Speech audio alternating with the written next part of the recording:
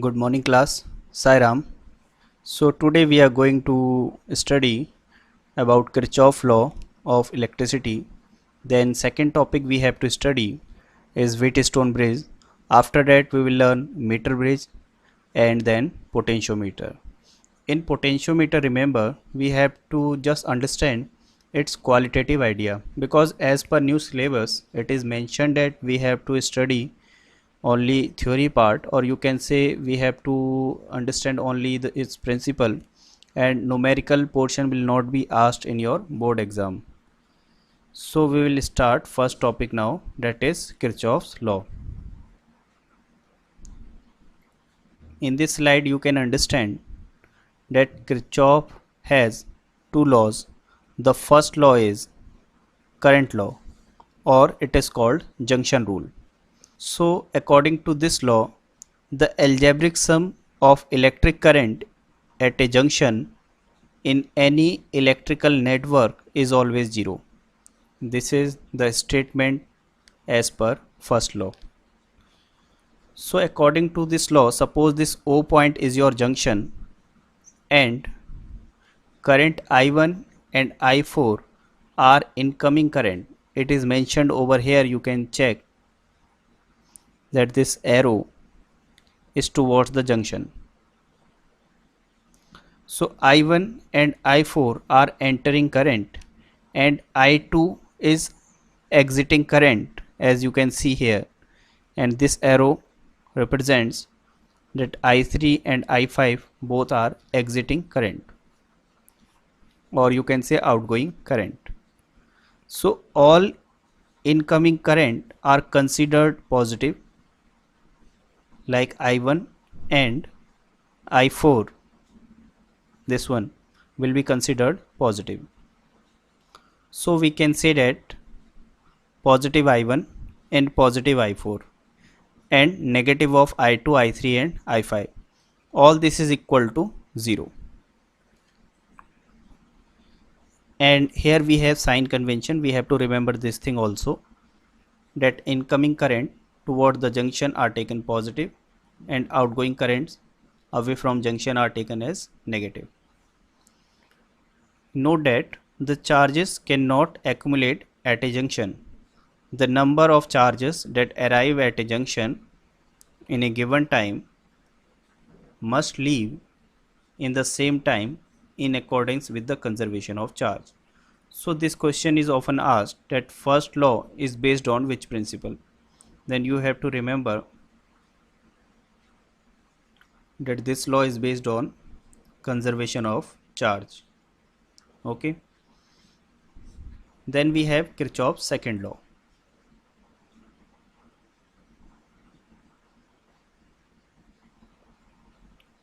So here you can see the second law says that, or it is also called voltage law or loop rule.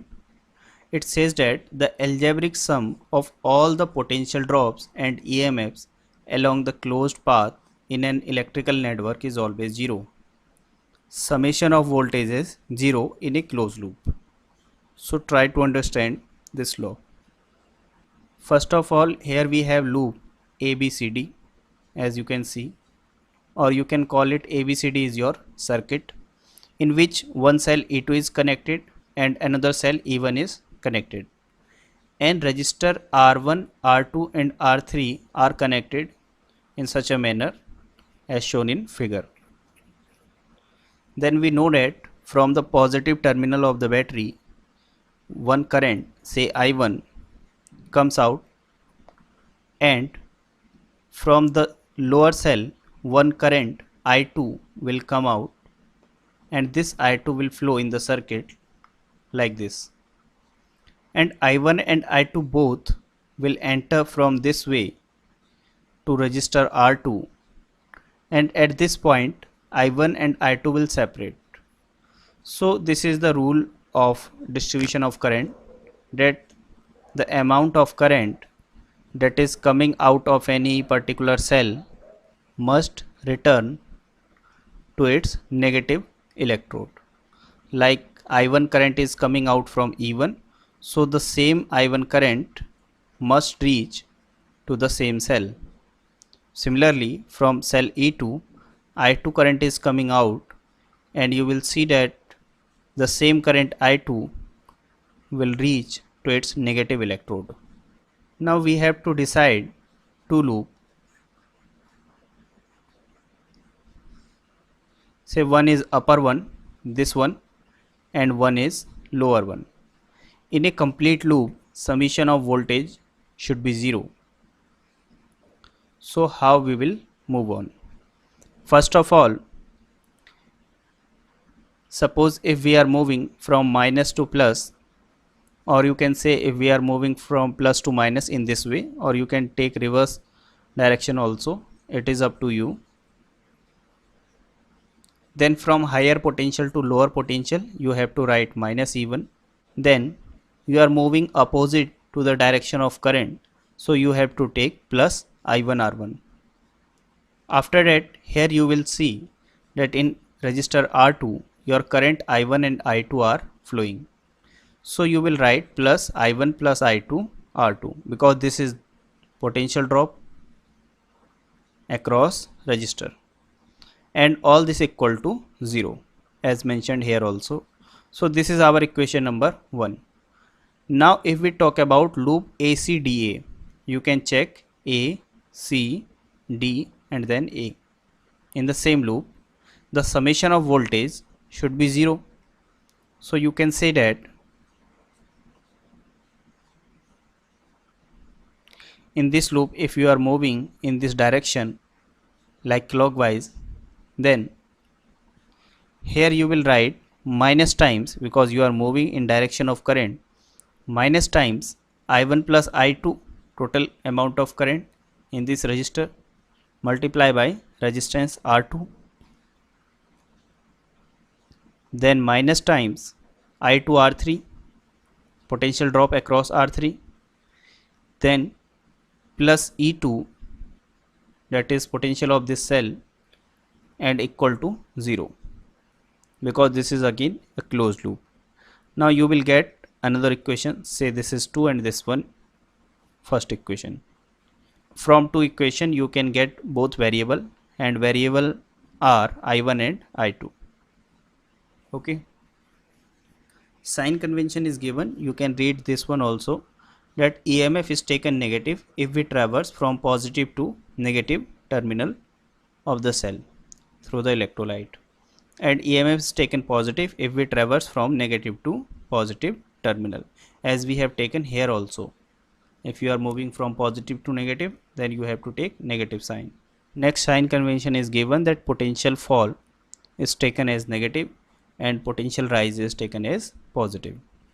So these are method by which we can apply Kirchhoff voltage law. Now we come for third slide. So here it is mentioned about Wheatstone bridge. So we have to understand, if we have 4 registered in this manner like P, Q, R and S, we have 4 registered, and we have one more register like G, you can say it is connected by some galvanometer, so we call it G, or you can name it anything. Then it is saying that if you have ratio of this resistor P to Q equal to R by S, means ratio of bottom branch resistors like R by S. If this ratio holds true, then you can say that this particular circuit is Wheatstone bridge. And whenever we have Wheatstone bridge, then we can say that potential of point B and potential of point D are equal. These are equal. In such condition, if potential are equal, then we can say that no current will flow from one point to another point, like from B to D. No current will flow. Why? Because potential is equal. So if your potential is equal and no current is flowing in this branch, then we can say that this branch is negligible for us. We can remove this particular resistor. So this thing is called Wheatstone bridge. Like here you can read, it is mentioned that when Ig is 0, the bridge is said to be balanced, and it is called Wheatstone bridge. So how to prove this condition, like how we will get this condition P by Q equal to R by S? For that we have to apply Kirchhoff law, and we will apply this law in our first loop, means this one, and then our second loop, means this one. So here it is mentioned that loop ABDA is given A, B, then D, and then A. In this loop you can apply Kirchhoff law, and in direction of current you will write minus I1 into P, that is I1 current is flowing in this branch and P is this resistor, then minus Ig into G, that is current in galvanometer and resistance of galvanometer, and here you are moving opposite to the direction of current, you will write plus I minus I1 R, and all this equal to 0. This is your equation number 1. Then you have to focus on loop number 2, that is B, C, D, B, that is B, C, D, and again B. In this loop you can say that first term is minus times of I1 minus Ig, because in resistor Q your current is I1 minus Ig. We have considered some current is flowing in this particular branch, so remaining is I1 minus Ig, and multiply by its resistor. So this is voltage. Next voltage in resistor S will be current in resistor S into resistor value. So current in this resistor is I minus I1 plus Ig. The amount of current Ig we will get from this branch, and I minus I1 current we will get from this branch. So total will be sum of I minus I1 plus Ig, multiply by resistor S, plus third term is Ig capital G, that is potential drop in middle branch. Why it is taken positive? Because we are moving opposite the direction of current. So this is our second equation. In these two equations we have to put Ig equal to 0, because it will be given that bridge is balanced. So for that you have to consider Ig 0.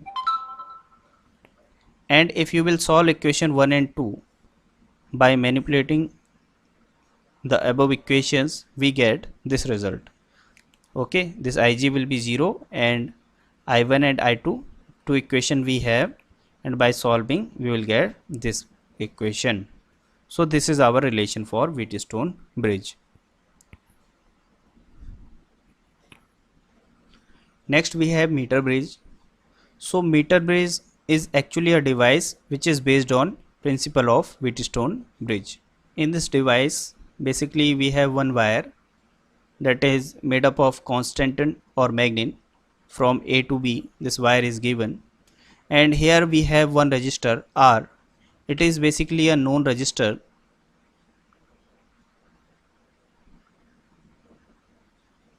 and we get its value from resistance box. We use this box or device you can say to apply known resistor. Then we have another unknown resistor, say X. It is connected between these two strips, and these two strips are metal strip. Okay, then we have one more device, that is galvanometer. Galvanometer, one point is connected over here and another point is free to move on this slide. With the help of another device called jockey, we move this wire on this constant wire.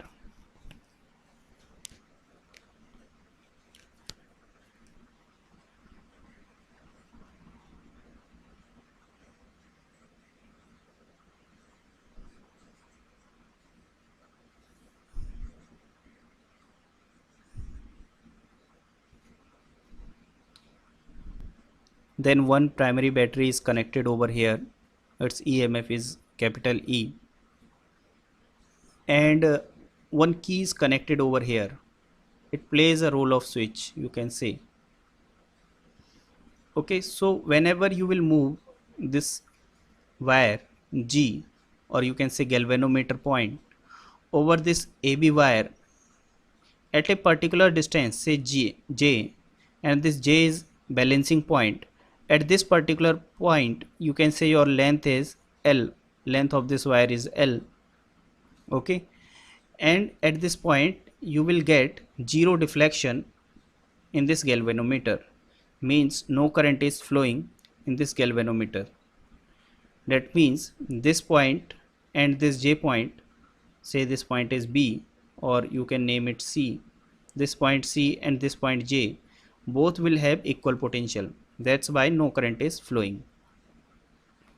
Then if it is true, then we can say that resistor of this resistance box RB and ratio to unknown wire X, okay, that is P by Q, it will be equal to R by S, that is resistance of this wire, that is rho L upon A, upon resistance of this wire, that is rho L upon A, but L will be replaced by 100 minus L.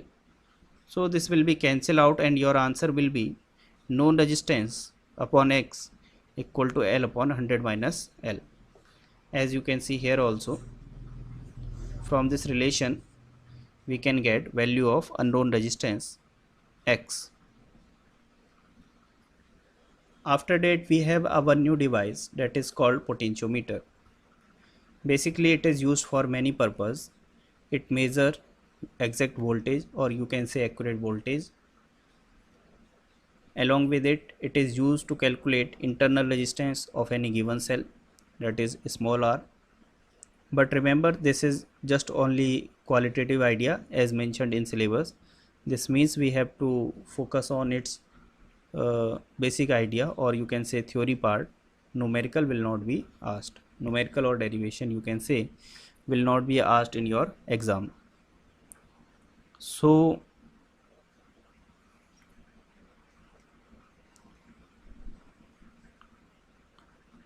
first point we will talk about its principle. So its principle says that if the constant current flows through the potentiometer wire of uniform cross section area A and uniform composition of material rho, then we can say that voltage is directly proportional to length of the wire. Okay, and to remove this proportionality we insert one constant K, you can say proportionality constant, and this is also called voltage gradient. Okay, or you can say V by L, or potential per unit length, is what is your constant term. So here it is described as the potential difference across any length of wire of uniform cross section and uniform composition is proportional to its length with a constant current flows through it. This is called principle of potentiometer. If you will increase the length of the wire, then you will get more amount of potential drop. So now here we will try to understand its construction, you can say, or construction of equipment, how it is constructed. So we have a primary cell E, then in series we have connected one ammeter, and along with it we have a rheostat.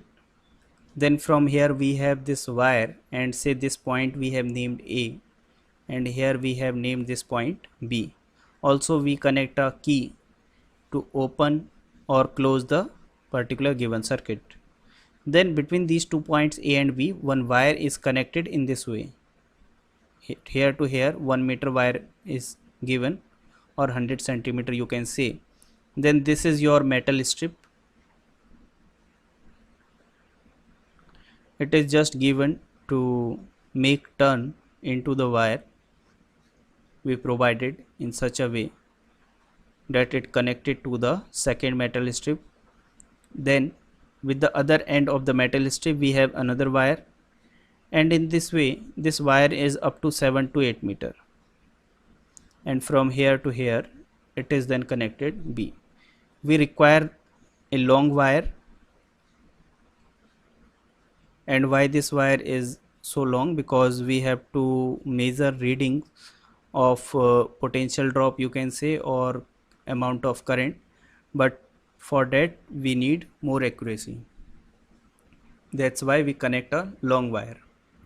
Then here in this diagram we will understand how EMF is compared with the help of potentiometer. Suppose you have any particular battery, and in the same way this is your given equipment as I described earlier. So what we do with the point A, or you can say your positive terminal, with the point A you connect one more battery, say E1, or unknown EMF, you can say unknown cell you connect here, and the negative terminal of the unknown cell is connected with a resistance box. Then with this resistance box we connect one galvanometer, and the other end of the galvanometer has a wire which is connected, or you can say that which is free to slide over this whole wire from A to B with the help of jockey.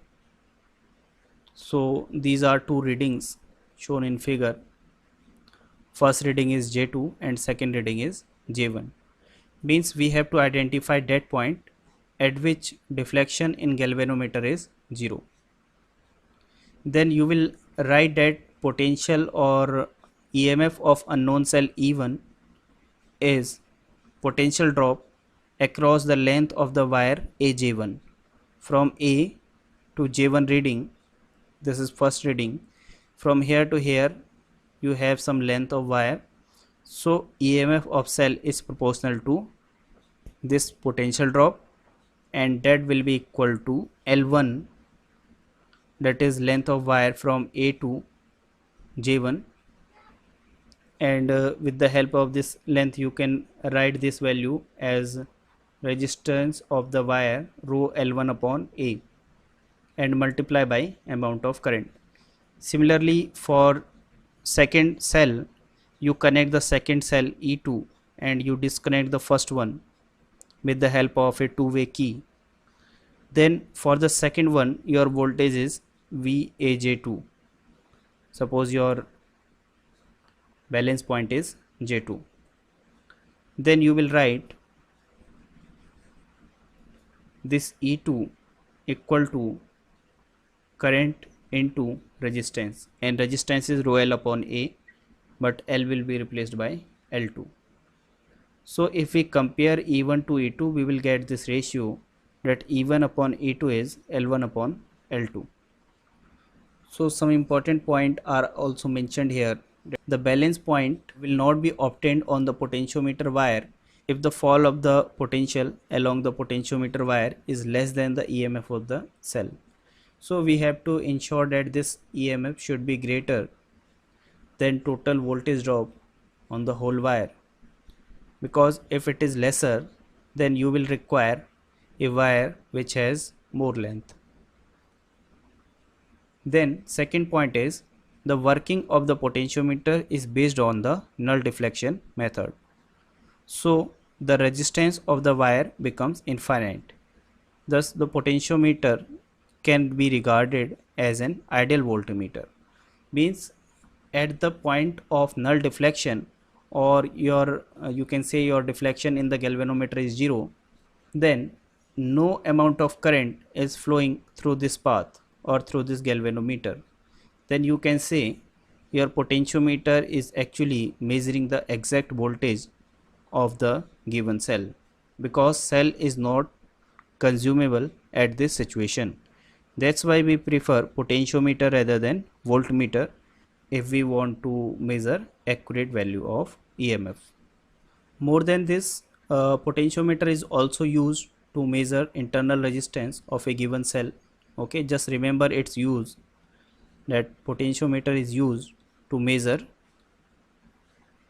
internal resistance of the given cell. However, you can see that here you can see that qualitative idea is given.